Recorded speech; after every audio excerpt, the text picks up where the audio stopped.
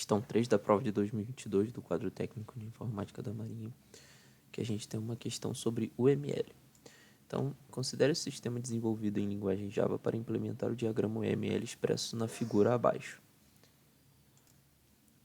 Então, aqui é um pouco mais complicado porque ele fala aqui pra gente que a letra I é um símbolo que representa as interfaces e a letra C são as classes.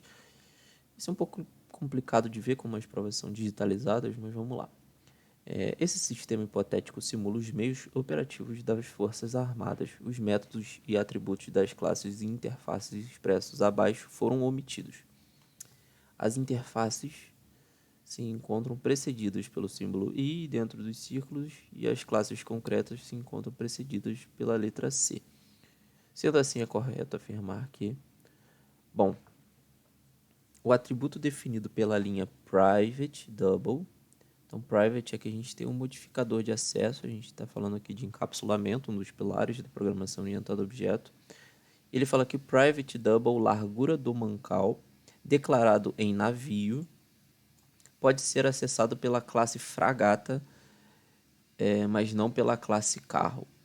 Então, quando a gente declara como private, aquele atributo ele só poderá ser acessado dentro da própria classe. Então, a gente está protegendo aquele atributo.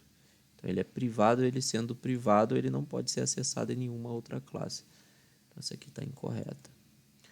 O atributo definido pela linha protected, então a gente tem um outro modificador de acesso, declarado em fragata, então aqui fragata, pode ser acessado pela classe lancha e pela classe corveta.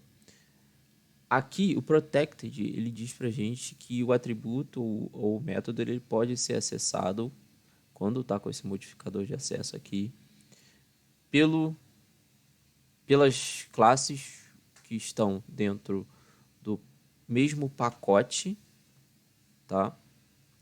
Ou por aquelas que foram implementadas, uma classe que implementa a outra. Nesse caso aqui, corveta está dentro do mesmo pacote, sim, seria acessível. Porém, lancha está dentro de um outro pacote. Então é falso por isso. Tá? Atributos e métodos estáticos não podem ser declarados em meios de transporte por se tratar de interface. Aqui não dá para saber exatamente se é uma interface. Mas imaginando que aqui seja uma interface, quando a gente fala de atributos e métodos, não. Quando a gente está falando aqui de interface, a gente pode declarar sim os métodos dentro de uma interface. Não necessariamente implementar esses métodos, mas declarar a gente pode. Então, essa aqui está incorreta.